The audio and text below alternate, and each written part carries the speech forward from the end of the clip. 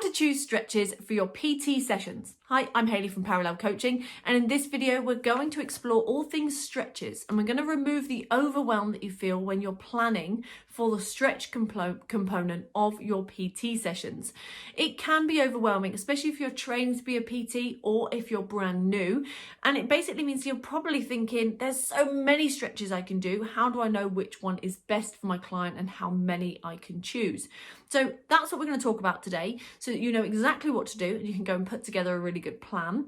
But also make sure that you test your knowledge on everything I speak about today, and all you need to do is to click the link that is with this video. It will take you straight over to our blog, and at that point you'll be able to find 3 mock questions to test your knowledge.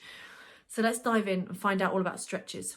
Stretches are a really important part of your client's program, not only as a great way of getting them prepared for a session and a warm-up, but also part of the cool down, whereby that they can kind of close down the session. It feels quite calm and nice. But there is a real good purpose to including stretches. It's not just about the journey.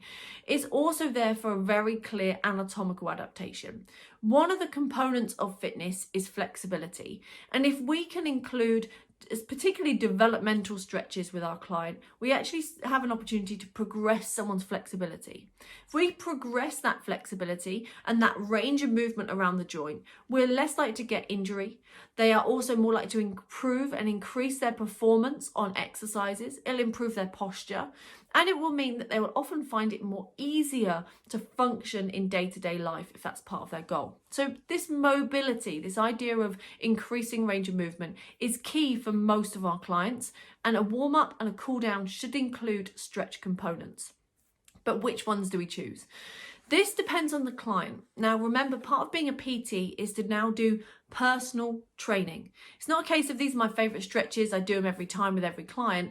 It's got to be personal to the client. It's got to be specific to what that client really wants and what they really need from you in that moment. So the best way to find out what the client needs and wants is to do a consultation. Start with a really good consultation at the beginning of your client journey, and you will get this right. Now, a consultation is not just a sit down chat and you're kind of chatting about all the things that your client wants, dislikes, likes, all the rest of it. There's also a chance to do some movement screening. Now, this is the objective part, really. So it's not just the sit down chat, it's the physical measuring, viewing, seeing what's going on with your client. And this shouldn't just be about weight and height and taking some fat calipers or taking a circumference or even doing a CV fit test. You want to really look, you want to spend time to really look at your client and see how they're moving. And I think the best way to do this is to do a squat assessment. And you might do that as an overhead squat or a singular squat assessment. And the idea here is that it will basically give you the answers of what is going on in your client's body. It will allow you to read all of those postural compensations you might be seeing, all of those little movement quirks that you can notice and rectify in your client. Now, these little movement quirks can be picked up as showing you which muscles are tight in the body and which muscles are weak in the body. Now, you end up with this list basically saying these are tight, these are weak. Now, it makes sense, doesn't it, that when I'm picking developmental stretches, I can now pick the ones that are tight. I can say, oh, your hamstrings came up as the tightest. I'm going to make sure that I go and use hamstring stretches, particularly maybe as a PNF or a developmental stretch in the cool down. And it influences your programming. You might notice that what never comes up is that the glutes. So you're like, well, I don't really need a glute stretch as priority for this client. So it allows you to start influencing it. And if you've never come across a squat assessment before, check out our squat assessment bootcamp. This is on the link alongside this video, because it literally is 20 videos but 4 hours of content whereby we teach you everything about the squat assessment, how to do it, how to analyze it, how to make sure you know what muscles are tight and weak, and follow a really clear formula to really understand your client's body. And it will massively change how you work with your clients. So take a look at the squat assessment bootcamp.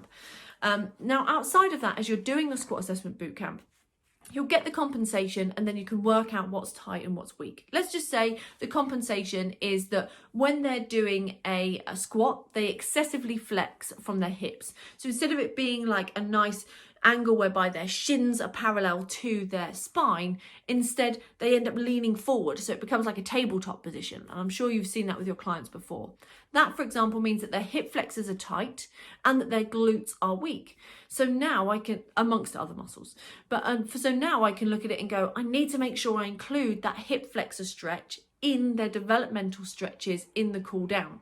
But I also could include some mobility around the hips inside the warm-up.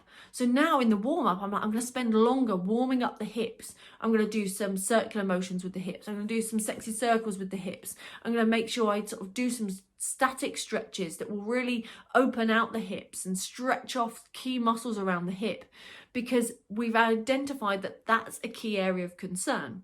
Then after their warm-up, they're much more ready to perform better in their main session because they're fully prepared and you've actually got those problem areas mobilized and warm and ready to move. Then they do their main session, really good performance, as good as they can, which will also improve their overall capacity and reduce their risk of injury. Then they have their cool down where you're going to do those developmental stretches. Now, the developmental stretches you choose will also depend a little bit on the time you have available. So make sure you allow a good 10 minutes for a good cool down at least, so you can really get some good stretches in. You also will depend a little bit on how comfortable your client is. So for example, I said about a hip flexor stretch earlier. My favorite version of this is kind of like in a proposal position. You've got one knee on the ground, one knee bent in front. So you're in this 90 degrees in both legs and you push the hips forwards. In that proposal position, it's perfect in the fact that they're stretching it out. But if your client can't get down to the floor or it hurts their knees, you need to think of a different alternative for this, whereby you could do it standing. So you might set up a weights bench whereby they put their leg on that weights bench to mimic the same action, but standing rather than kneeling on the floor. So comfort is key for finding the right adaptation to that exercise. You also might then think, well, actually, let's look at the whole journey of my client stretching. Let's just say the cool down. You might want to start with standing stretches, then go down to kneeling stretches, then go down to seated stretches, and then finally lying stretches, so that their blood pressure and everything all starts settling down, their heart rate comes down, your tone of voice changes, and it adds to that client journey as they sort of transition down. There's nothing worse than doing a floor stretch, being like, that's amazing, then standing back up and doing a quad stretch, and then laying back down and doing a floor stretch. Your client's going to get all sorts of blood pooling going on and lightheadedness, but also it's not very relaxing. So you want to think about the journey with your client. You want to think about what's comfortable for them and also which muscles are tight and weak, like what we established in the squat assessment. So now you have a plan for that cool down and for your warm up, whereby you're really thinking about stretches that are relevant for that client. It's not about, here's a battery of stretches that I do with every single client. You've got absolute purpose as to which stretches you do and when you do them, based on your client's needs and wants.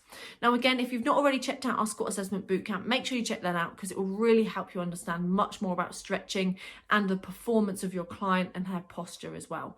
Outside of that, make sure you hit subscribe and drop a comment below and let me know what your big takeaway has been from today. Thank you so much for joining me, and I'll see you on the next video. Take care.